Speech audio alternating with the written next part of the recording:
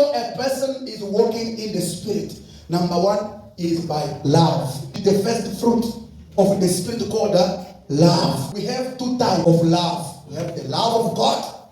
We have the love for your neighbor. When someone is not walking in love, that person has not known God. If you love God, you will save him. If you love God, you will love to spend time in his presence. If you love God, you will do everything to please him. If you love God, you will do everything to obey him. If you love God, you will do everything to do his will. You cannot claim to love God, but you don't do the will of God. And then apart from the love of God is the love for someone who's next to you. Love does not tolerate evil.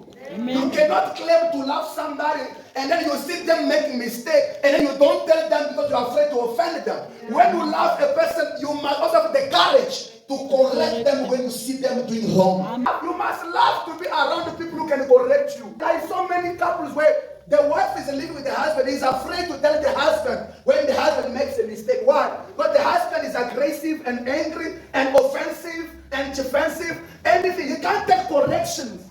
Even the reason why God put the husband next to your wife, a wife next to your husband, is to see each other make a mistake, to correct each other. Do not be a husband who always Mr. Right. I know everything. Don't be a wife who always knows everything. They cannot correct you. They can't tell you anything. If you are such kind of a person, your partner will end up living with you in hypocrisy. She can see you are making a mistake. Look at it.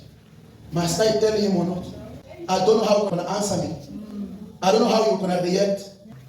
When you are in a relationship, there are some things God will not reveal to the prophet, but he will use your partner next to you to tell you. You will not see it, but someone is next to you that my husband, just a friend of yours. And this guy you're always going out with. I don't feel comfortable in my spirit. You must always be ready to see the signal. Sometimes God will not speak to a prophet in the church, he will use the partner next to you.